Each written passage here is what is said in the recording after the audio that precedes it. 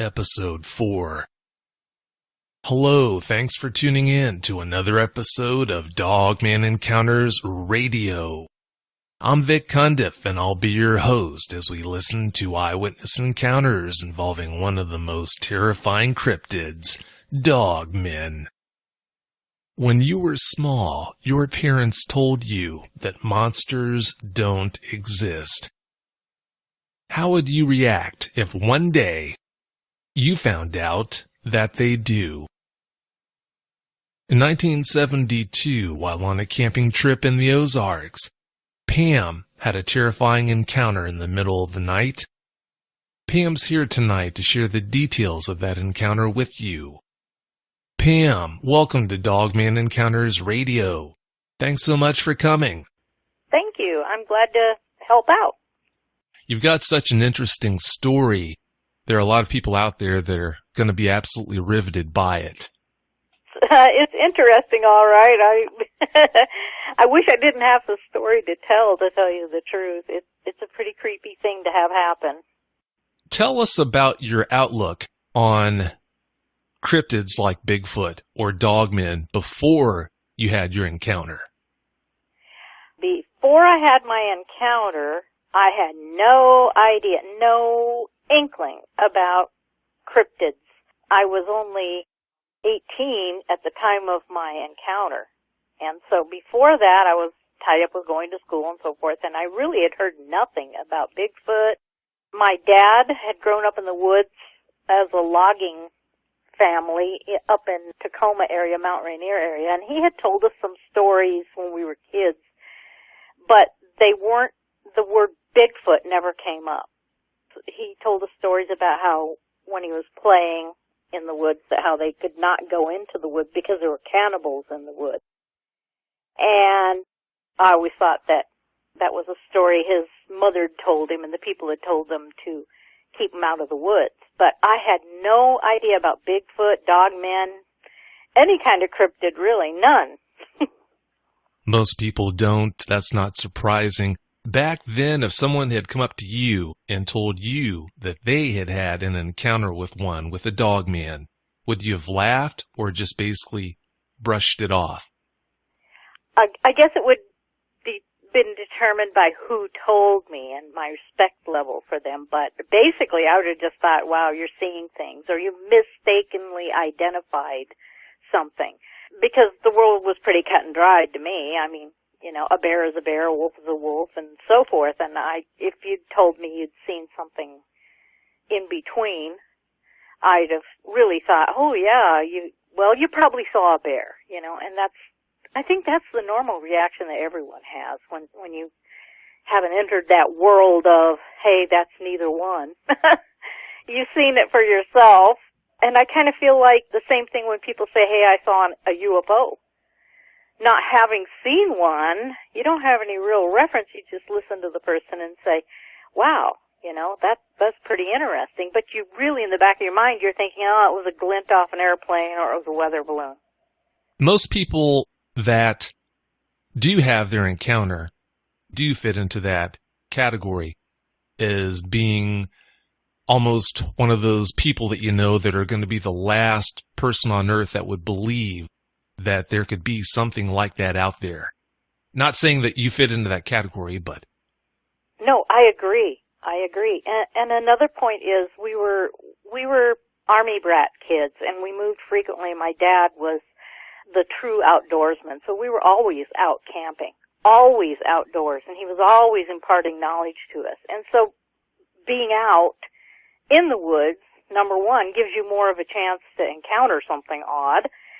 And so most of the people who have these encounters are people who are out in the woods. So, but being practical people, you know, we're used to camping, we're used to living more simply out in the woods, and when you have an encounter like this, it just goes against everything. It is definitely not simple, and it definitely doesn't fit into anything you can categorize it about.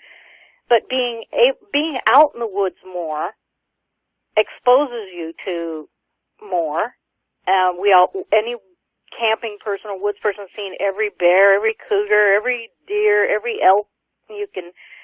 You know their sounds and so forth. And so when something like this hits you and it doesn't fit into any known category, I think that even more so really tests your reality. It gives you a real reality check.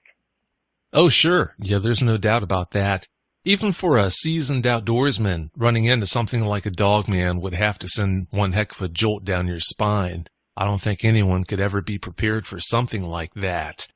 But leading up to your encounter, Pam, what chain of events led to you being at the location of your encounter?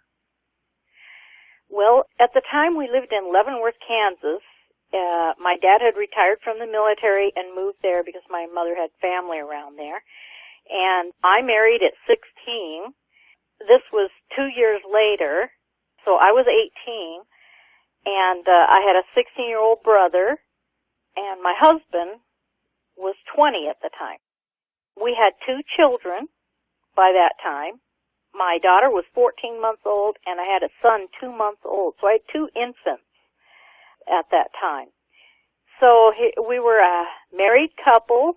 My husband, fortunately, had taken a lot of classes to learn to be a CPA, and he was very happily employed and had a really, really good job, especially for a 20-year-old in that time. And I wouldn't say we were financially set, but we were definitely middle class. We weren't poor. We weren't on welfare. We weren't, like you would picture an 18 and 20-year-old with 2 kids.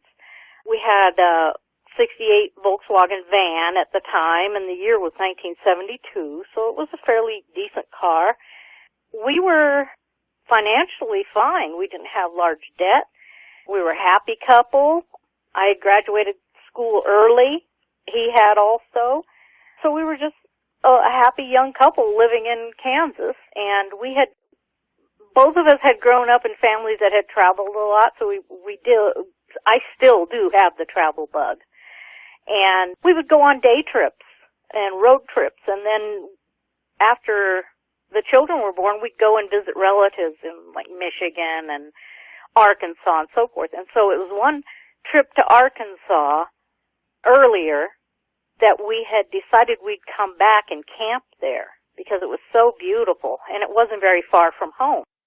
So that led up to us planning this trip to go camping in Arkansas, and we decided we'd bring my brother with me, who was 16 at the time, for a little help, because I had the 2 infants, and he was just wanting to go camping so badly. So it would be the 3 adults, the 2 babies, and a Volkswagen van, and we had planned this trip for I would say 3 to 6 months.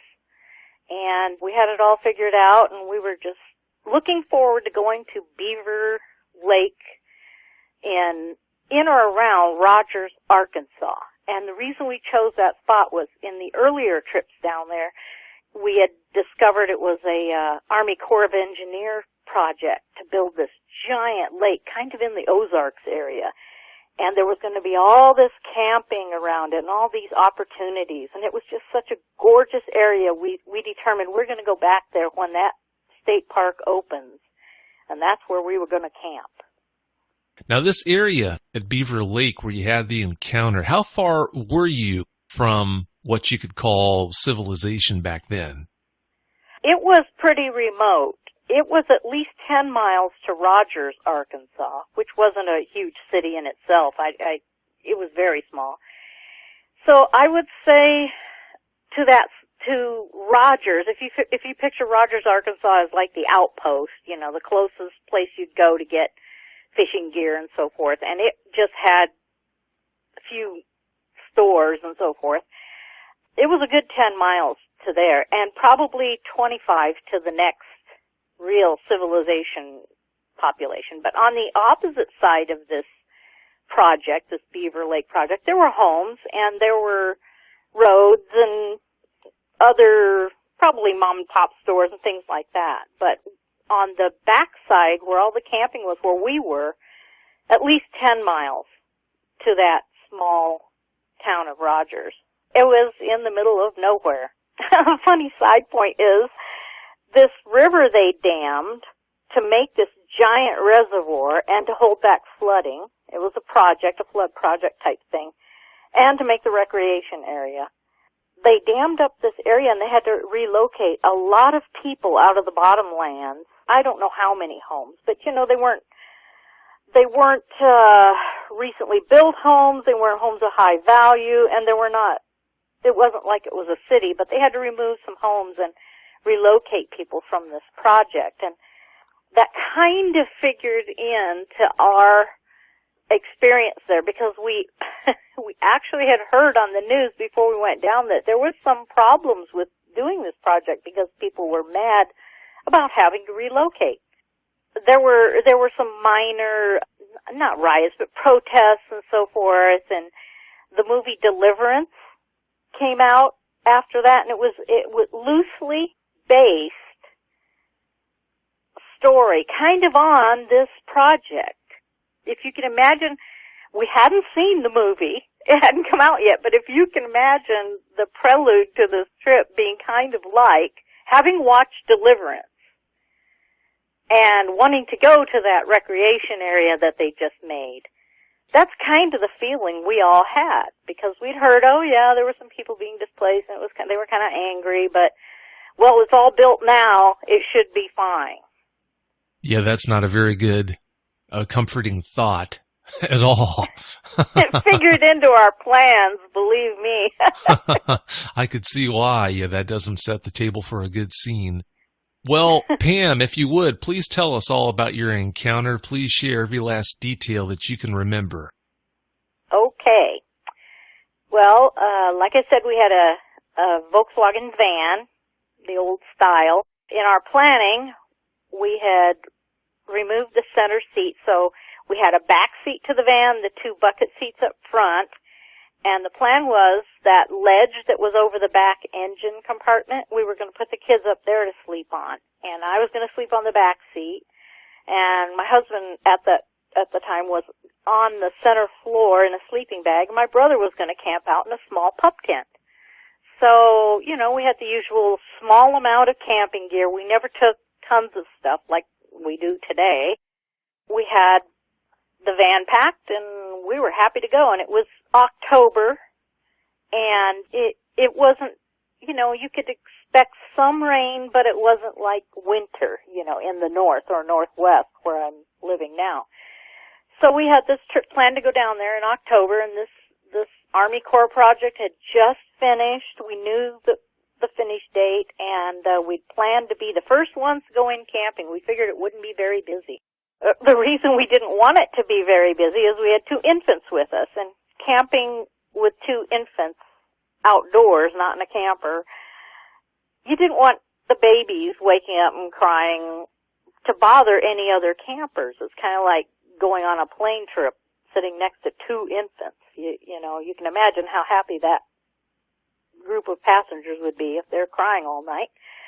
So we planned on getting there that first day and really scouting around to find a real private site so the kids wouldn't wake up anybody.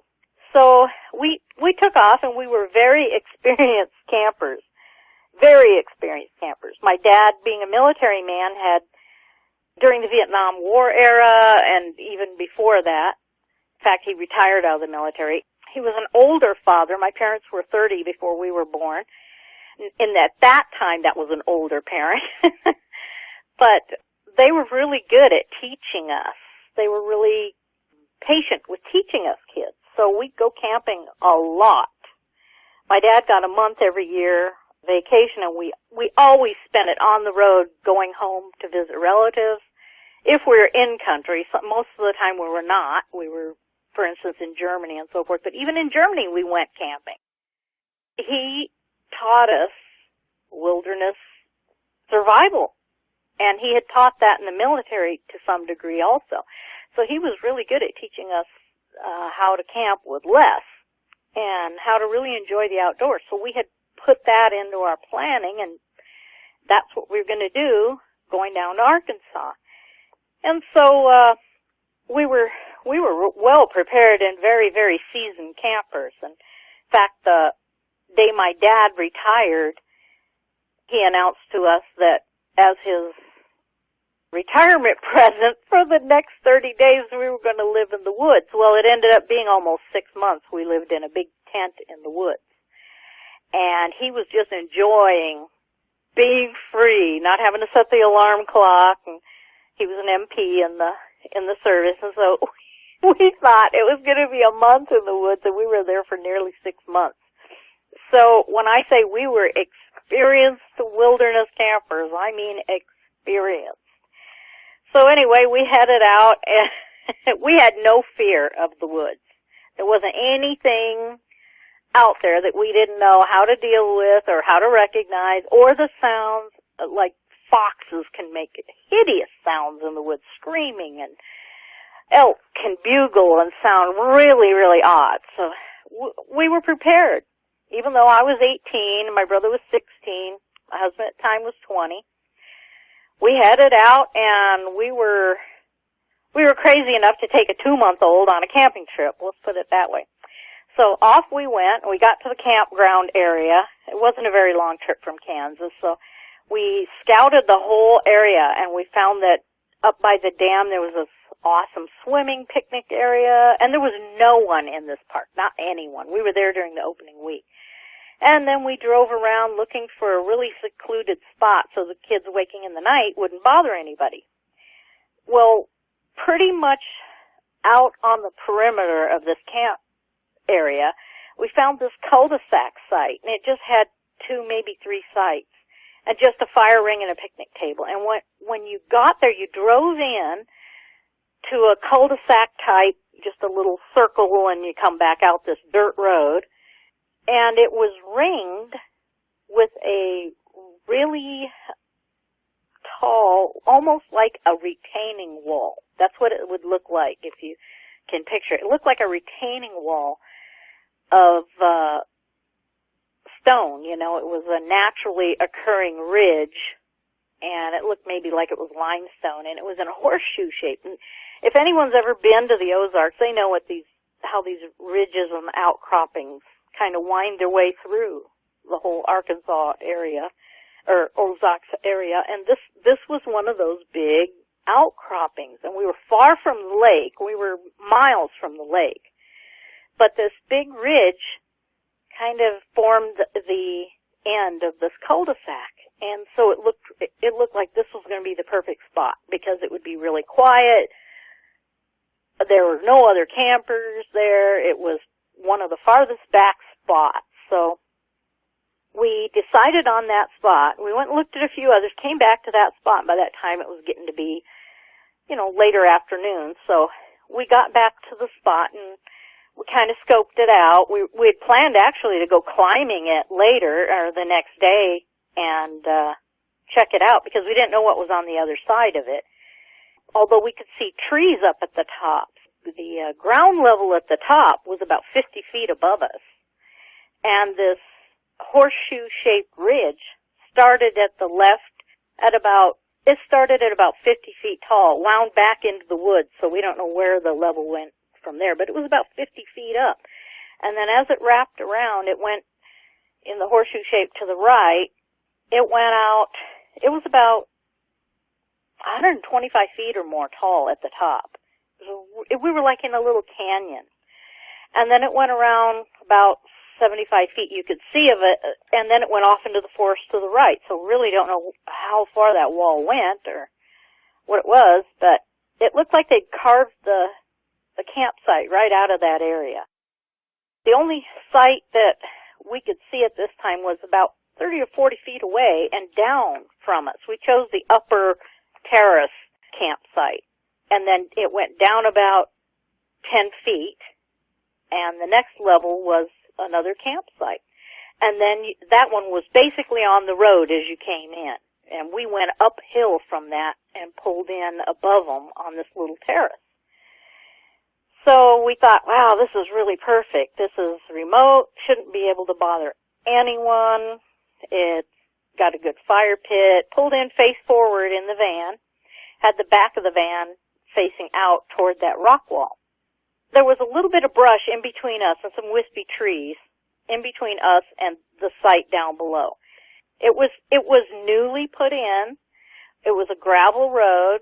It was pretty gravelly around the fire pit and the picnic table. But my brother jumped out, put his pup tent up between the van and the fire ring. There was about 10 or 15 feet. He put his tent up there. And then between the fire ring and that rock wall was only about 10 feet at this point, at this campsite. And then it curved out and away from the campsite as it went to the apex of that horseshoe shape.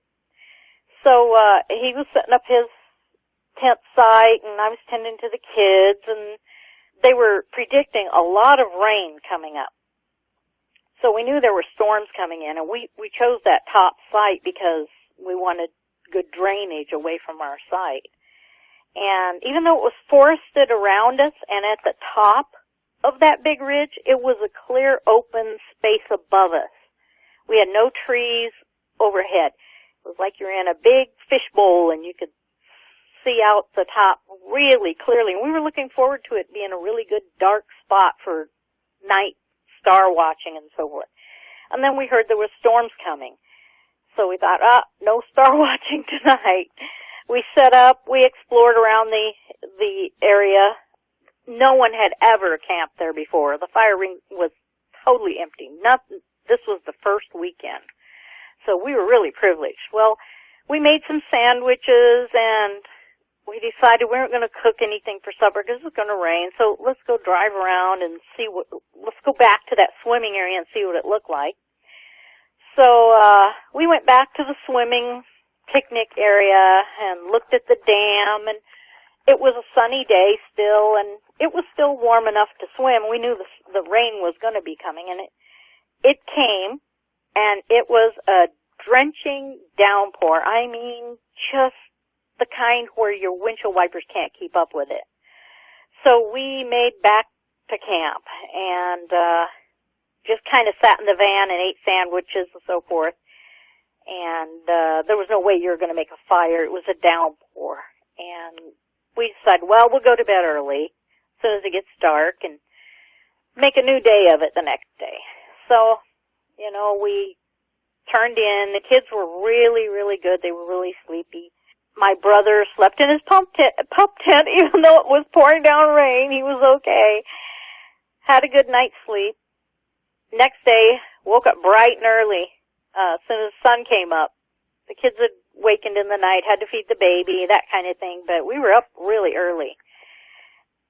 Because of the rain, all night long, there's no way we could make a fire, and it would be too much trouble, make a fire and cook anything. So we decided just eat some more cold snacks and foods, and take off and go to the swimming area because it looked like the sun was breaking and it was looking like a pretty good day. So we made our way over there, and the whole area was flooded. Even the parking lot at that swim site above the dam was at least 4 feet underwater. I mean, we drove up there and it was so different from the day before. We just looked at it and it was gray and the water was really running full of twigs and everything, and we looked around and said, it's not a swimming day. My brother and I had no intention of swimming, but it was sunny. There were lots of cloud breaks. It was getting sunny. It was still too cold for us, but my husband decided he was going to go in and check it out. He had been looking forward to it. So he swam around the area, and there was this tree that would have been at the end of the parking lot. However, it was now under 4 feet of water. The tree had water about 4 feet up it. He swam out to the tree and he was telling us, it's not cold at all. It's actually quite fine. And so he was just kind of swimming around this tree, and he was grabbing onto the branches and having a good time, and we were just sitting in the van, and weather turned nice, so we went outside and sat on the picnic table, and my brother was like, nah, I'm not going in there. So we looked up, and all of a sudden we couldn't see him anymore. We couldn't see my husband. He was just gone. And I asked my brother to go check it out and see where he'd gone. And he went over there and he looked and he looked, couldn't find him anywhere. And then all of a sudden, my brother sees his head pop up, and it's way out in the lake. I mean, farther out than it should be.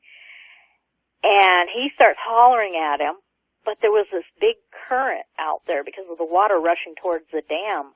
There was an undercurrent, and the more he struggled to come back to shore, the more he was just at a standstill.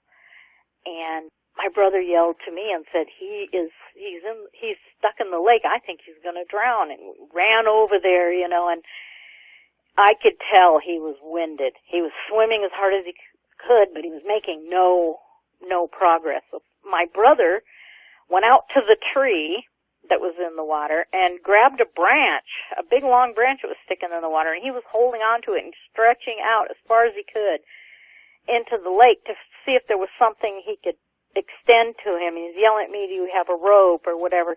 Just then the branch breaks off.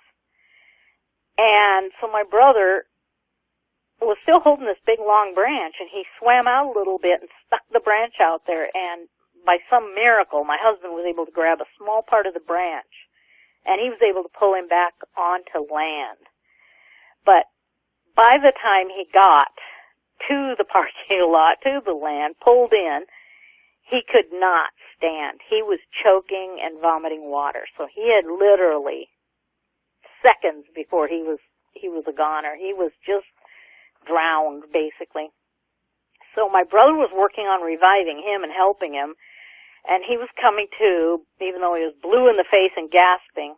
He was coughing horribly. We hunkered him back in the van. I got in the front seat, and at the time, I was not good at driving a stick shift. I just didn't have any practice. So I was really figuring out this shift pattern in this van. All of this happening, you would have thought, this is time to go home. But no, we were young and adventurous, and we were like, nah, this is okay. We'll get over this. So we decided we were going.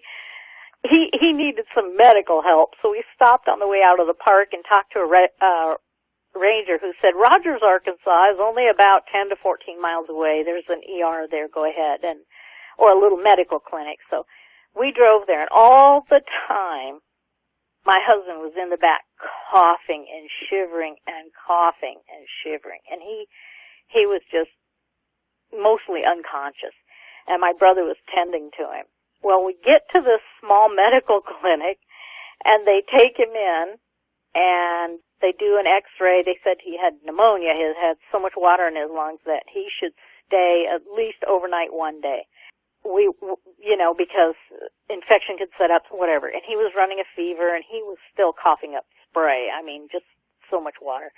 But he would not stay. We wanted him to stay. We had health insurance and everything. They would cover it. But he was like, no, I'm fine. I'm feeling much better. And no matter of talking, no amount of talking into him would make him stay. So we were going to go. So he wrapped up in a sleeping bag. And we said, let's go to a motel. Nope, we got the camp back there. I'm going to be fine, he says. So let's go back to the camp. By tomorrow, I'm not going to wreck our vacation. By tomorrow, I'll be fine. So my brother and I were looking at each other like, I don't think so. But he was insistent. So we go back to the camp.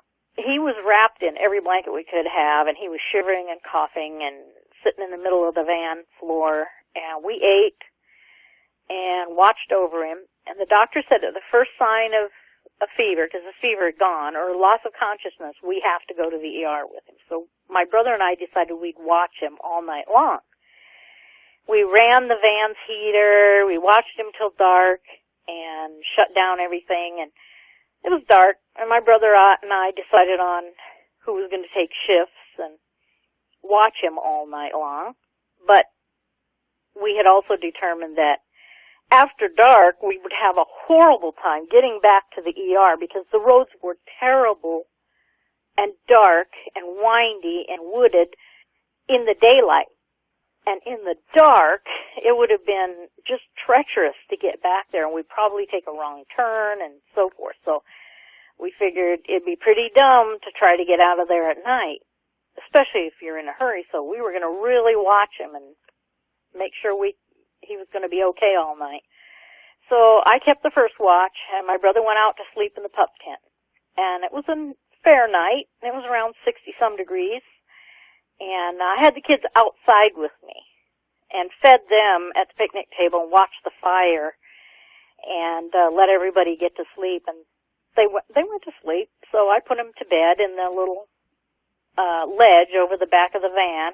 Again, the back window of the van was facing out towards that rock ledge. I put him to sleep, and my husband was just breathing noisily and coughing, and then he'd sleep and then cough more. And it was full darkness when, it must have been 10 or 11 o'clock at night. Of all things, we heard a vehicle come in. And I mean, the last place on earth you would think someone else would come to camp was that cul-de-sac. It was so far to get there, and it was so windy, and it was so lonely. That's why we chose it. And here was this pickup truck coming in really slowly, and I thought, oh my gosh, well, they got here in the dark. I bet they don't leave because, like I said, it was horrible to get out of that road in the dark. Sure enough, they pulled in, and they were pulling a little pop-up tent camper type rig. So they backed it into their camping spot below us, and it was full on dark. But I could look out the van windows down at them and see there was a man and a woman and maybe two kids, and they just pulled up the camper, did some minor moving around for maybe 20 minutes, half an hour, and I saw some flashlights come on up. They were very quiet, and they pretty much went to bed, I guess. They didn't do a fire, they didn't cook, they just pulled in and minorly popped up their tent camper, and I think they unhooked it from their truck at that time, but it was very, very quiet. And I didn't have any problem staying awake watching my husband because I was just wound up on adrenaline from that day. I was really thinking there's a chance he'd die in the night. I was just freaking out. And I was sitting there in the dead quiet listening, and I could hear small animals outside and some kind of crazy noises from up on that bluff above us. And I heard the fire that we had built was burnt down to just embers and small cracks. I mean, just barely some light from this fire. And every once in a while it would blow up, and, we'd have some good light, and I could look out and see what was out there. And I was just wired. I was wide awake. So I was just leaning there, and then I heard, this was about half an hour or 40 minutes after the people below us went to sleep. Not very long at all. I heard this kind of a gruff sound. And I thought of maybe it was a bear, kind of bear bark, a big woof sound or gruff sound. And so I really sat up and I looked out the window, and I was looking everywhere, and the fire would come up, and I could look everywhere. I could see on the glow of the rock wall all the way around. The fire made a glow. And I thought, it was probably maybe the people below us have a dog, and I just didn't know it or something. So I was just looking around, trying to see what made that sound. And then right after the gruff, while I'm looking around, there was this really long, kind of a whistly, howling woot sound like you'd hear a coyote make. And I think it came from up on the butte on the top of this ridge, but way off, and it was just kind of a long whistle, and then it went woot, and it went for a long time, but it was kind of whistly, and it was a long ways away, and so I immediately thought coyote. Oh great, there's coyotes. So all of a sudden, my brother jumps out of his little pup tent, eased open the van, and jumped in. And I looked at him and said, "A coyote." And he goes, "I don't think so." He said when he was laying there in the pup tent, the first gruff sound, it penetrated the pup tent and kind of, made it sound like it was just right over his tent. And I said, "No, I'm looking out the window at you." And he says, "I know, but I'm telling you, it hit me like a shock wave." And when that coyote sound happened, that was it. I'm getting in the van. He says, I'm sitting in the front seat. I was like, okay, so he's high on adrenaline too, you know, so he hops up in the front passenger seat. And I was just hoping and praying that the kids wouldn't wake up and start crying, so we're being really quiet. There was this beautiful clear sky and stars were out and the fire pit kept glowing and firing up again, you know.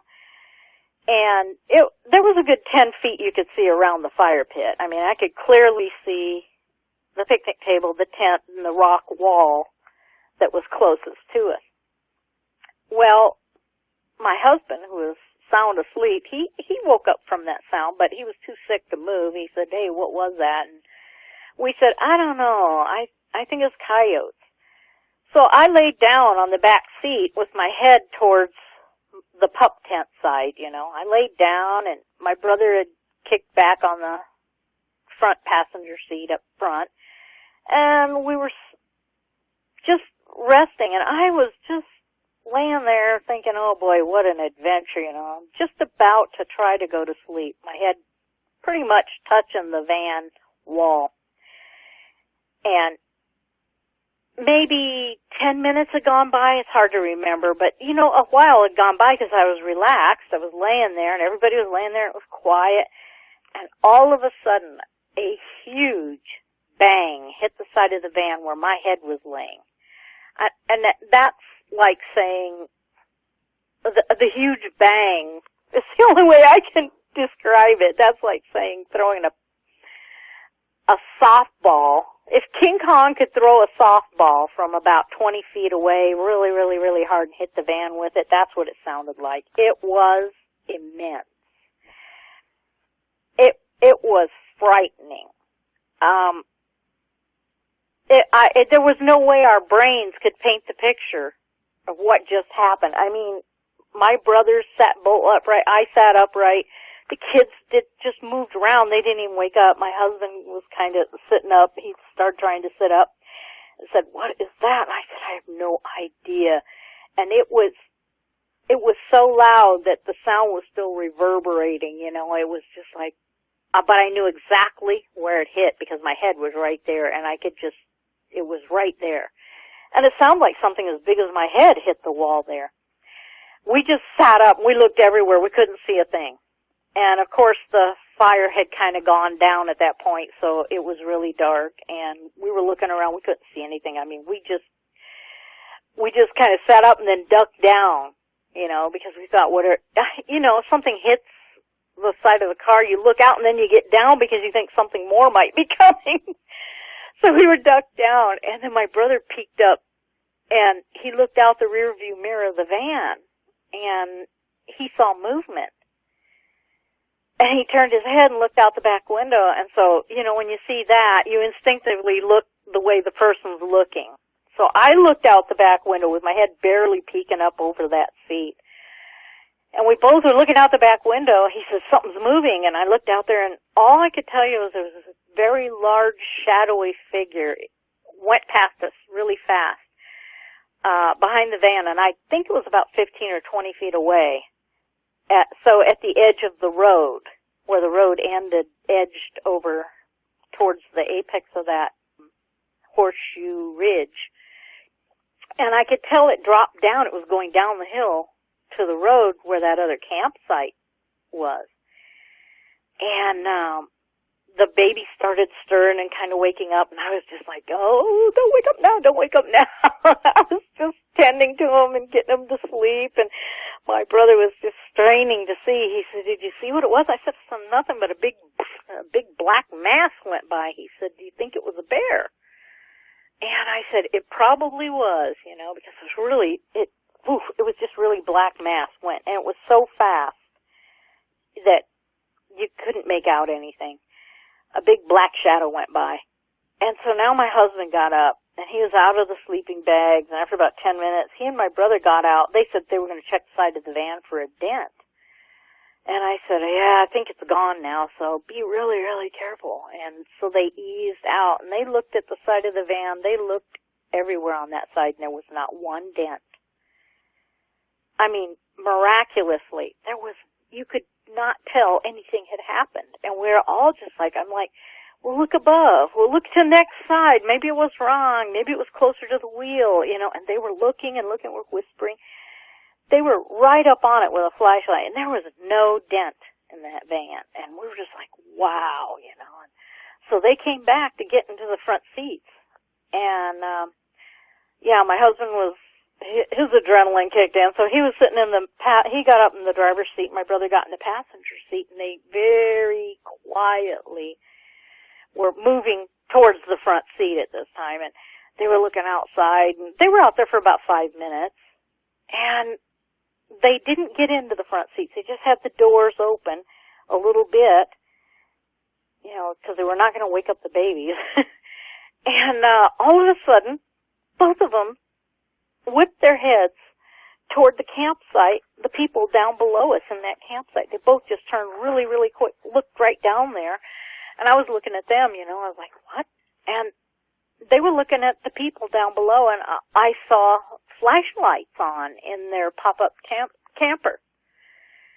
They were awake, and they were talking loud enough for us to hear them, It wasn't a whisper. They were talking, and they were hustling around in there, and I saw the shadow of the guy get out with his flashlight moving around, and then we saw the dome light on their truck go on, and the tent camper kind of came down, the roof of it came down. They didn't do much, they just pulled it down, and I heard them kind of hustling to get in their truck. They got in their truck, they fired up, and they pulled out. They didn't burn rubber or anything because it was on gravel, but they made the tight turn and they headed out. That's when my husband stuck his head in the door. He opened the door and he said, "Let's go. We can come back tomorrow morning for the tent and stuff." So they got in the front seat. He got in the front driver's seat, and my brother got in the other seat. And I thought, let's go. I mean, maybe they had an emergency or something, or, whatever. Just because we had a bang on the wall, it could have been a rock coming off the rock wall. That's what I was picturing then. Oh, a rock came off the rock wall. Maybe it hit the roof of the camper and fell, but, it didn't seem like, let's go, middle of the night, we're going to go back in that dark on that road. And, they got in the van and they sat down. They were edged up. I mean, they had the hair on the back of their neck was definitely up after being outside. They were unusually nervous.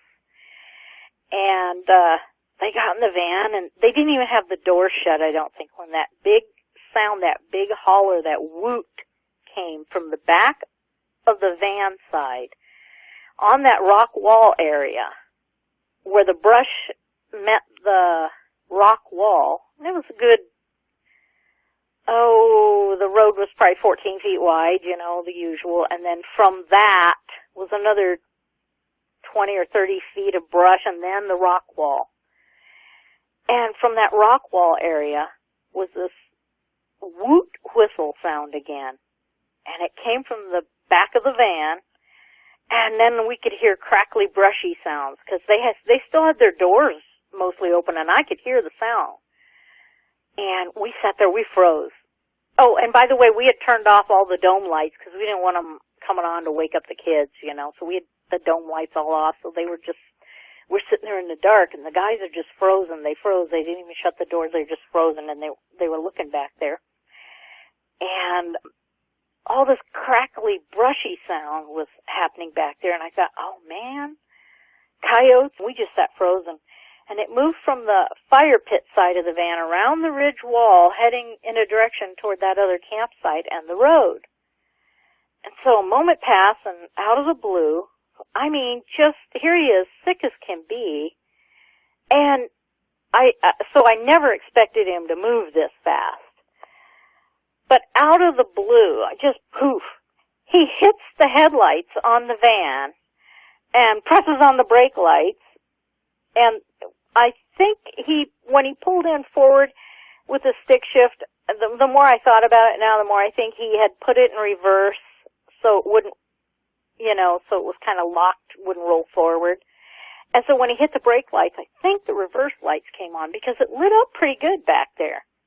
Anyway, he hits the lights, and my brother and I did not expect this. I mean, I jumped at the light, and we could barely see in the headlight glow, because the headlights are pointing the wrong way to see what's behind us. We could see something about halfway up that ridge coming down the ridge. And the ridge was like terraced, it was limestone, and it was pretty much a terrace kind of a thing. And this big, dark shadow was coming down the ridge. It was already halfway down this ridge, and it was coming towards the bottom of the horseshoe ridge right behind us.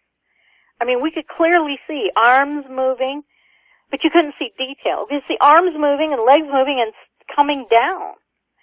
And as it got down further, you could see more, and it was a 6 to 7 foot. It's hard to tell because it was bent forward, kind of using its arms and grabbing brush as it came down. But I'd say 6 or 7 feet tall. It looked like an NBA basketball player in its proportions, long. And you could see the hair on it glistening. It had silver-tipped hair. The hair at the ends was glistening, like it was wet, but it wasn't wet all over. It was just these little silver tips on the end of the hair were kind of sparkly in the light. And it had a gray, silvery, lighter color strip of fur that went down its back and shoulders. So you could see it gave you a delineation of where the back and shoulders were because you could see the light off of it. And it was standing upright like a man. It would step down, then rocks would come falling down, and then it would bend down and grab some branches and step down some more, and then stood up and walked a bit and kept doing this up and down. And I could see by that time that it had the head, and it was looking left, right, left, right, left, right, left, right. It was looking at us, and then it would look down to see where it's going, and looking at us, really twitchy. But it was moving pretty quick as it got near the bottom. And I would say the fur looked like German Shepherd fur. It stuck out from the body a bit, it was bristly. And it laid down, the fur laid down, it had that light color tips to it that really glistened in the light. It was like a man. It was shaped like a man. And it had, I would say, 2 inches or 4 inch long fur at the head. And I couldn't tell. It was really dark. I couldn't see a neck, but I could see this long arms because he kept grabbing the brush really far out in front of him to support itself on the way down. And his arm hair seemed short. You know how people say sometimes when they see a Bigfoot it had flowing hair? There was no flowing hair. This hair was close cropped to the body. And I only got really quick glimpses of the face out that back window of the van because he was twitchy. He was looking at us, looking away, looking at us, looking away, and I was straining to see. But we had limited light. But the guys had their heads like out the door. I mean, they were looking out the door at this point. And they saw it really clearly. I saw the head shape, I saw the ears, I saw the tufty hair, and I saw the balder face, and I saw the shape of the nose, which was flatter and more blunt than a human nose, and it had a snout that stuck out. Not a lot, not like a dog's, not like a German Shepherd dog's would stick out, but the snout was the closest I can say, and it was told to me by someone else when I told the story, was it more like a baboon? And that really definitely, it was more like a baboon face. But really short and boxy, this nose was. And the body hair was definitely dark. And as the hair grew out from the body, it seems like it became silver-tipped. And this silvery streak at the shoulders and down the spine delineated it really well. I mean, you could see the shoulders, you could see the muscles moving and so forth, but there was no tail. Absolutely, you could tell there was no tail. By the time it reached the bottom of the rock wall, it was in brush by that time, but just before it stepped down in the brush, you could see the backside, you could see definite buttocks and no tail. And it had to be over 6 feet tall. And the strange thing is, when it stepped down in the bush, turned toward us a little bit, I couldn't see its eyes and its face very well, but I could see that the eyes glinted definite red. I saw 2 piercing red pinpoints right there, not bigger than pinpoints, but it looked at us, and that red, I felt like it looked right through us. I could see those red eyes. The light had made it like a dark brown but red glint at us. And I just got, talk about the hair on the back of your neck. I got chills when it looked at, because my brain could not paint the picture of what this was. It was not a bear. It wasn't a human. It definitely wasn't a coyote.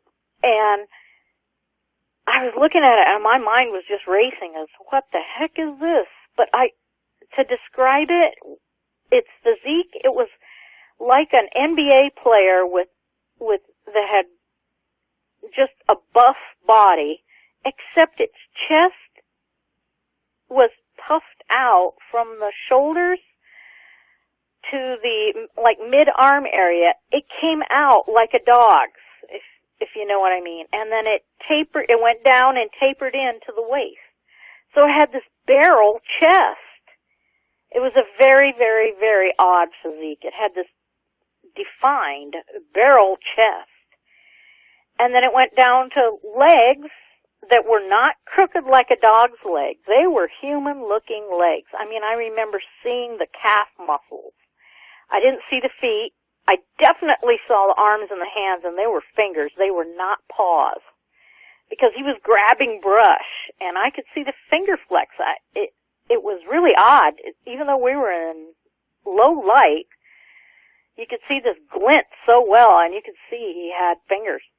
And it wasn't an ape face or a monkey face, but like I said, I couldn't see the delineation well, but my brother and my husband did, and later when we were talking, we were trying to say they saw the face, and they gave me the descriptions of the face. And so I did a couple of drawings of what we saw, and I filled in the face according to their dimensions and their accurate descriptions. So the face is not mine. Anything but the shape of the nose and the redness of the eyes, that's what I saw.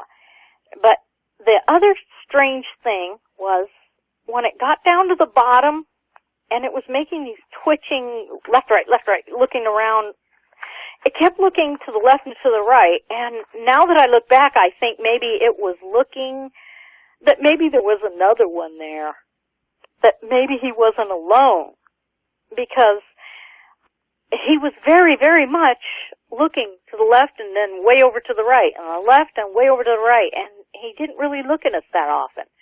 And when he did, I just saw that horrible red glow, evil-looking eyes. And he had tufts of hair at the top of his ears. And I remember that because of the twitching, and the top of the ears had tufts on it like lynx, and the ears were not up like a German shepherd's. They were on the side of the head, definitely. And then they had these little tufts of hair like a lynx, and the tufts of hair had white or silver at the end. And so you could definitely see them glinting as he turned. He had these tufts of hair up there, which I think if he wasn't as close as he was, if he was farther away, I might have thought those ears were pointed like a German shepherd's. But they were not up on top of his head. They were on the side of his head. So if you can imagine seeing this crazy animal and feeling definitely threatened, and those horrible red eyes, and your mind trying to make it fit into a category, You're just going, what? But the whole time you're thinking, I think we should leave now. I mean, you had that flight or fright thing that said, let's go. Anyway, we saw it just long enough to get down to the brush and stand there looking left or right. And I have no idea if the guys had talked about this before or anything, but they both at the same time jumped out of the van. They swung the doors open and stood outside the van, and my brother ran around the front of the van in the headlights to get to the driver's side so he could see this thing better. And my husband backed up. He squatted down they pushed the door mostly shut, and he squatted down. My brother got beside him, and so he wouldn't block the headlights so he could see back there. And I'm just like, what? They got out of the car. And they were cowered down by the front van driver's door side, and they were looking and looking, and it went along the ridge. They kept low and followed it with their heads, and it went along the ridge over towards the other person's campsite, just kind of walked in the brush back there. And we lost sight of it. It went into the brush and the dark, and there was nothing, and the guys were just crouched down there, and I was just like, my heart stopped. I didn't know what to expect next. And at that moment, a shower of gravel and rocks came at the driver's side door of the van. And I'm telling you, a shower isn't the word for it. It's like you took like a small laundry basket full or 2 buckets full of road gravel. And all at once, you were able to hurl the contents, shot out like a cannon. I can't even begin to explain how that rock came from the brush in the dark back there, and the amount of rock. It shot out like a spray of water, and it hit their heads and all over, like a pinpoint, the driver's side door and the tops of the 2 guys. And it just showered down on them. It didn't come hard enough like where it would hurt them, but it shot straight across. I remember seeing it go straight across right at them. And it just made a horrible sound like pounding rain. And the guys jumped in the van. My husband jumped in the driver's seat. My brother ran around, got in the passenger seat, shut the doors. I covered up the kids' heads, covered their ears, and we were watching the windows and just trying to see what I was again trying to figure out what. And then my mind said, oh, it's a shower of rock that came off the rock wall. That has to be it. And we're all shaking, and my husband's up there. He's just sick. And we're all shaking. I said, do you think that rock came off the rock wall? And they just shook their heads, no. And they were just sitting there, and they started shaking. I asked the guys, I said, what are you thinking? What are you thinking when you got out of the van? And they said, well, we saw it turn, and we thought it was a guy. They saw it pretty clearly just before he headed off into the dust. They thought it was a guy, and they were going to go over there and harass him for scaring us. Are you kidding me? That's why I told the story about the people being angry about this valley being flooded. And so I think in the backs of their minds, when they were trying to make a story out of this thing in their head to make it right, when it stood up and walked away, they thought, oh, it's one of those guys that was angry about the campsite being opened. It's a guy, and he's trying to scare away the campers. He wants everything to go back the way it was. That kind of feel. That's what they thought. That's what they said they thought. It's a guy. He's trying to scare us out of our campsite. But when that shower of rocks hit, there was no explaining that. And this whole thing, the whole thing was just minutes. It was like boom, boom, boom, boom, boom, one thing after another. Well, my husband got so ill, and he was shaking so bad, he said, we're going, and he fired up the van, we backed up, we went down that road, And he was so sick. I said, let me drive. And he was just like, we don't want to stop. And we went you couldn't go very fast because you couldn't see anything. You couldn't tell. This was a newly gravelled road. So you know how new gravel is? You kind of sink in it. And, he was just driving very slowly. And I thought, well, that thing could catch us if we're going this slow. Let me drive. But we drove, and we knew the way to Rogers, that city. So we went our way, and about, I guess half the way we were talking, we were just babbling.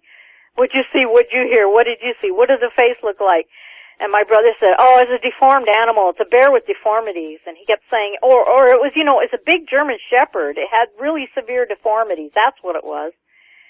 And I was dealing with the babies, because now they're up and they're crying, and I was dealing with them, and we were going back and forth. We were all freaking out. We were just shaking. I mean, I had no doubt if we stayed there was going to be an attack. I mean, just instinctually, everything. It was like, here we are. We've got a sick person, a very weak sick person in the car. We have 2 infants in the car.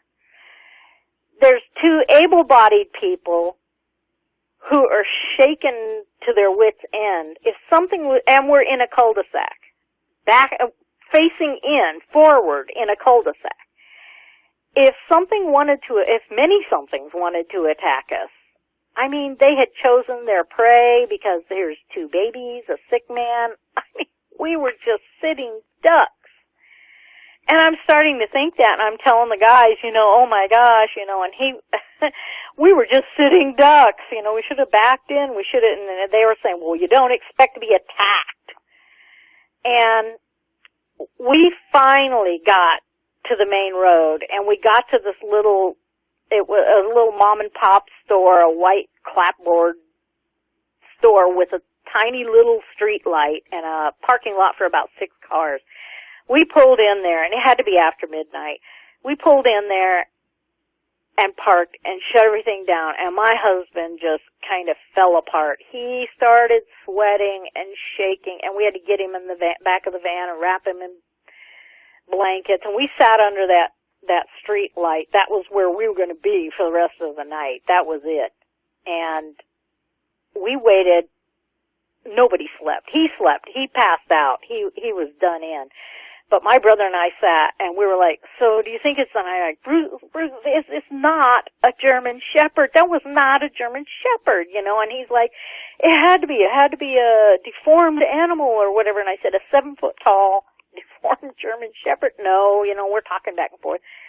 So a couple of people pulled in early morning, and they went to open the store, and I went in and used the bathroom and got some baby food jars and cough syrup, and and I went up to the man at the register. I mean, I must have looked like I'd just come out of war, I said, I gotta ask you something. It's gonna sound kind of strange, but it's our first time camping here, and I told him about where we were camping. I said, do you have any really, really big animals here that are, like, just here and nowhere else? And they looked at me like, huh? And, being young in a VW van, they probably thought I was a druggie. So I started telling them where we were from. We were camping with 2 kids and how we got spooked out of the campsite by this big animal. And, I was just trying to let them know I'm not on drugs here or drunk or something.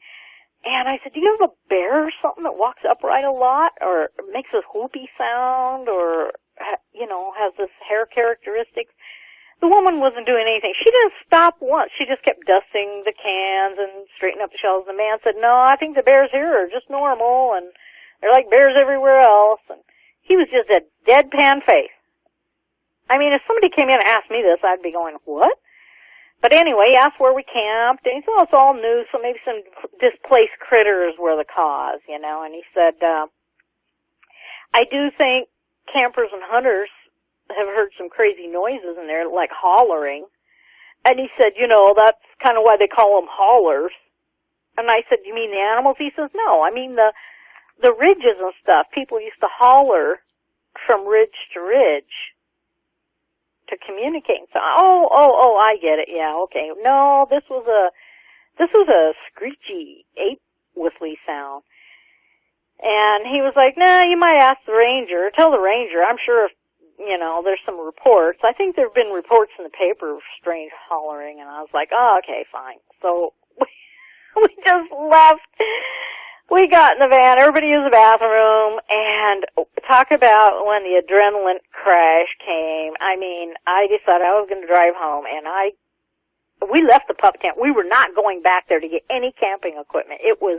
That was it. No more, no going back. We said, well, maybe the people, when they come back for their tent camper, they can take the tent. On the way out, we stopped at the ranger's little hut, and I said, we're leaving. This is that. He's really sick. You can give away our campsite. Whatever. We had a strange animal in the camp. Oh, really? Yeah. Oh, well, that's too bad. Okay, well, we'll check you out of the camp. Well, we left. I mean, we were hitting the road. When we were almost home, probably 2 hours from home, hour from home, my husband woke up, and he and my brother were talking, and my brother was graduating early. He was going to go to a special veterinary school. He'd been accepted. It was hard to get in. My husband had this really good job. And they were talking back and forth, and they were like, we're not telling anybody about this. I mean, my job is on the line, my husband said. And my brother said, I'm not going to do this. They're going to say, you're nuts. Or you're something wrong with you, and you're trying to get into an animal school, and you're trying to make this up so that, you're some big investigator of animals or something. I don't know what he thought. But anyway, they were like, nobody. We're not telling anybody about this. We'll talk about it later, but for right now, let's just get home and everything. And they made me swear. I said, yeah, that's probably a good idea. Whatever. We'll talk about it later.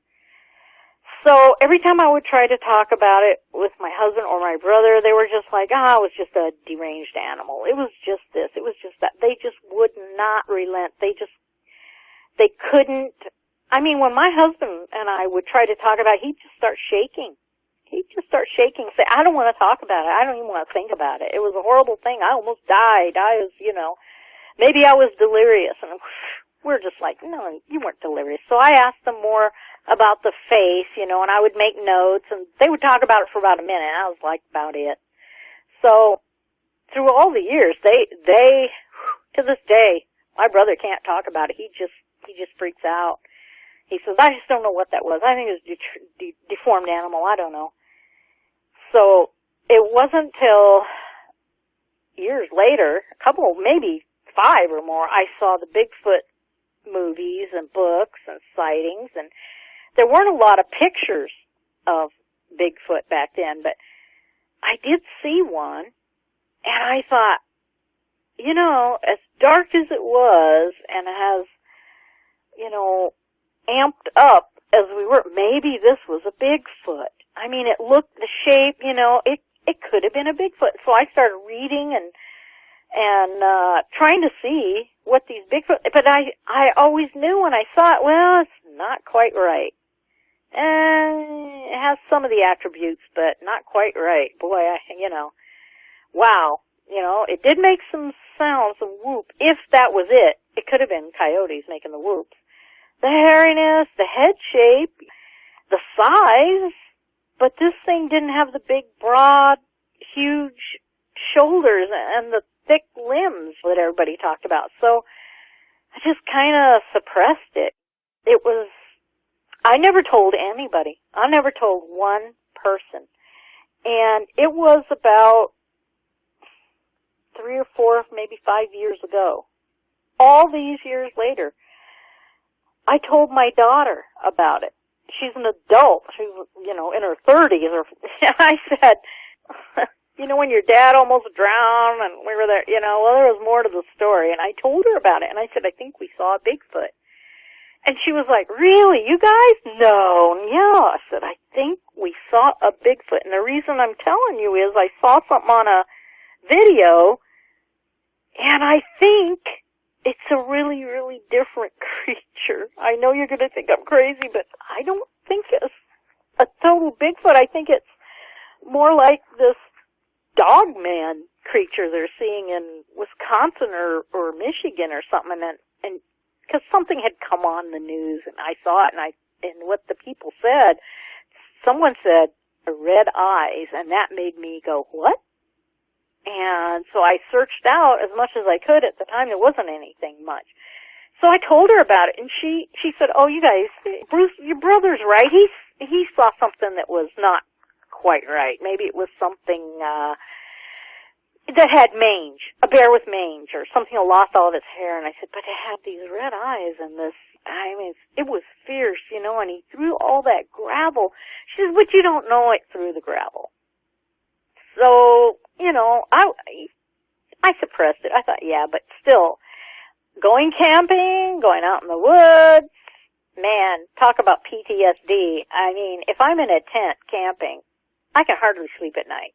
And I'm thousands of miles away from where that happened, and I still think, well, if it could happen there, I'm in deeper woods now in the Northwest, but I spoke to a person who has just loads of experience with Bigfoot, and he brought it to my attention that there are more than one type of cryptids like Bigfoot. There are several. People don't report the same figure every time. And he said, this sounds more like a Dogman type. And I went, oh, you're kidding, really? Oh, my goodness. I thought Dogmen were paranormal, werewolf, not flesh and blood, all this crazy stuff. And when I heard all this shapeshifter stuff, I knew this was not what I saw. We saw flesh and blood, gravel-hurling animal. And after listening to the different shows, I then started to get the idea that, yeah, this is one of those. This is in that category. And now, I mean, I've never had any sightings since. Even though I live in an area where Bigfoot is sighted, I mean, this is Bigfoot country. And there's not a time I don't go out in the woods that I don't kind of look around and make sure, hey, I'm not in somebody's path, am I, you know? And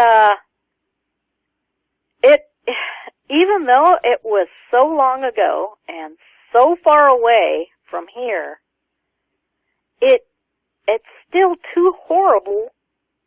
It's too horrible to believe. You just can't believe it happened to you.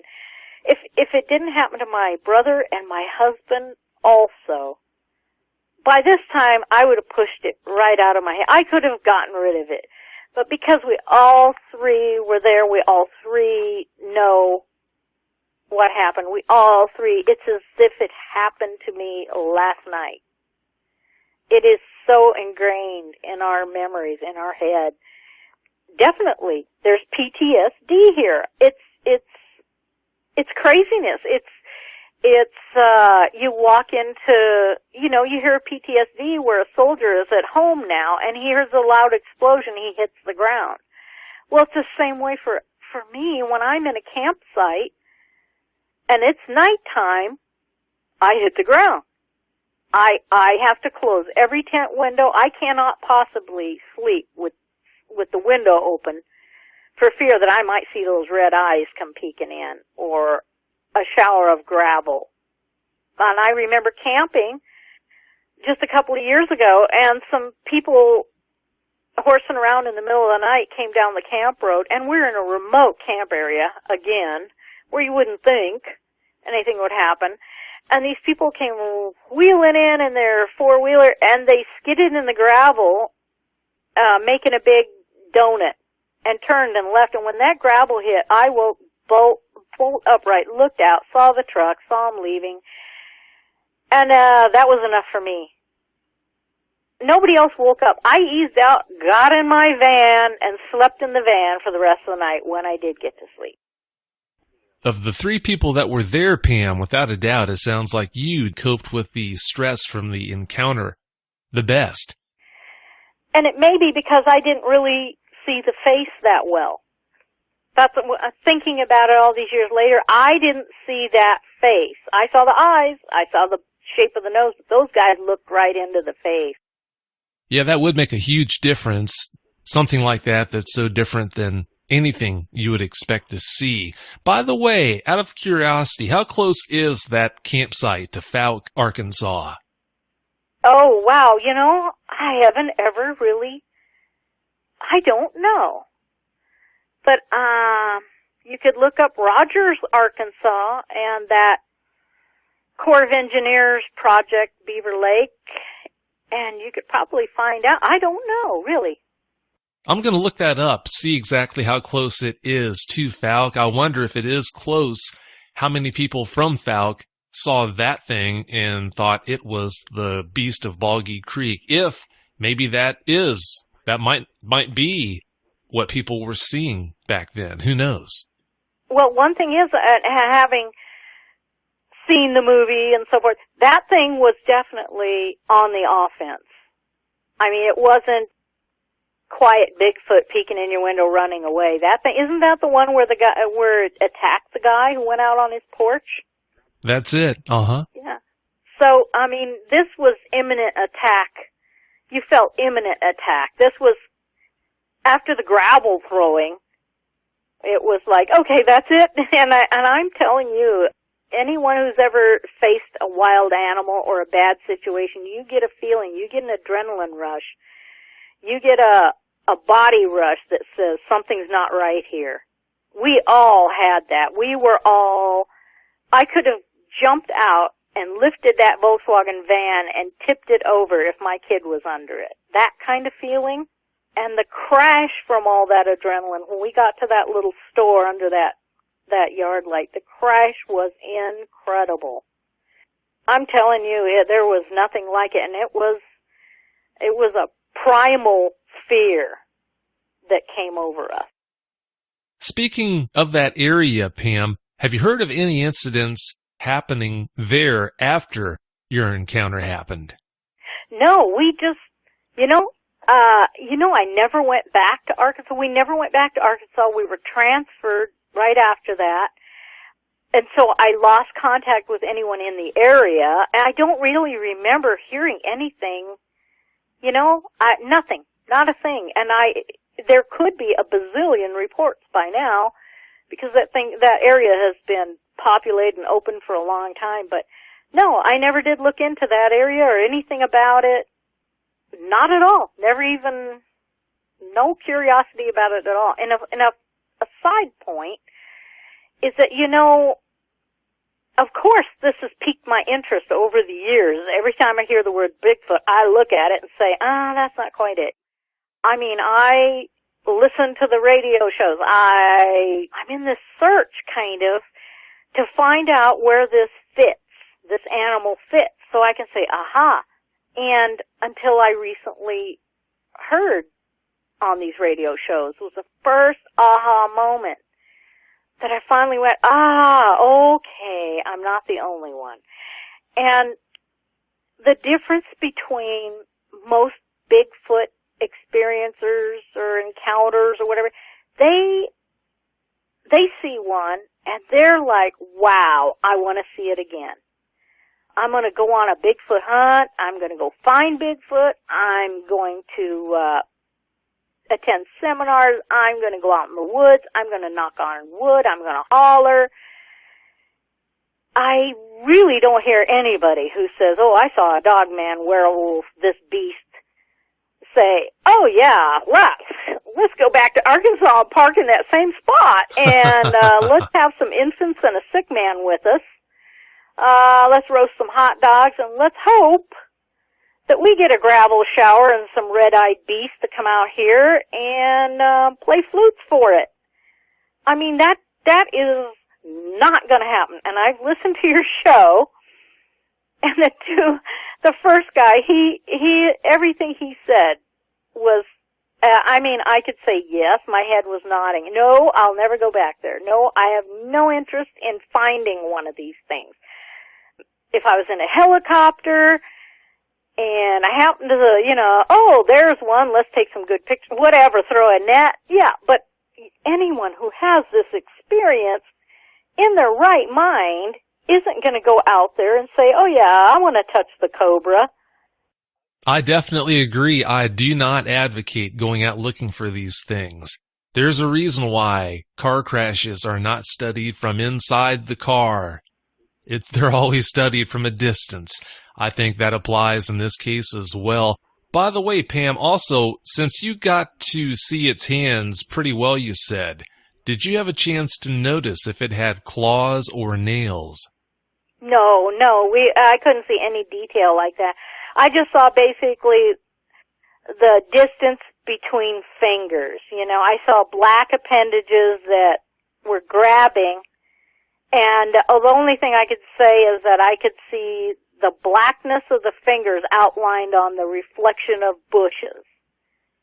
So I could tell there were fingers and not a paw. Through all that encounter, did you ever smell anything? No, it was a total clear, wonderful evening. We had, van windows open, whatever, and there was nothing, not a thing that set us off. There was no smell, not a thing, nothing. Well, in closing, you mentioned the pictures that you sketched. I'm going to have those posted on my website, dogmanencounters.com. Also, I'll have those posted on the show page of dogmanencountersradio.com. For anyone that would like to take a look at them, that's where you can find them. Looking at these pictures, you did a wonderful job. That really paints one heck of a picture of something I definitely wouldn't want to run into in the middle of the night. I'll tell you what. No. Yeah, it was a harrowing experience, and not one I ever care to relive. Not at all. Oh, I don't think anyone can blame you, that's for sure. Sounds like one heck of a night, Pam. At this point, I want to thank you so much for coming on, sharing that wonderful story, doing such a great job of sharing it, too. I really do appreciate it. Well, I hope I wasn't too long-winded, and I apologize to the audience, but it is, and that's part of the PTSD of it. It seems like once you start relating this thing, it's like the adrenaline comes back and you just start babbling. And until you get all the way done, you just can't, it's like I just got to get it all out. And the first time I related this to a listening audience, I told the host that I felt like a huge weight was lifted off my shoulders. And the fact that there's other people out there who've experienced this, I wish they would come forward and just tell us your encounter, because the rest of us will feel a whole lot better. Well, you definitely were not long-winded. You did a great job of sharing that story. Thanks again so much for coming on and sharing those details with us. I really do appreciate it. Well, you're very welcome. You are very welcome, and I really appreciate you giving me the opportunity. Oh, anytime at all. Don't be a stranger, okay? Okay, I'll be listening, and I'll be watching the site. I appreciate it. I really do. Well, thanks again, and have a great night. Okay, good night. Thanks. Thanks. Bye.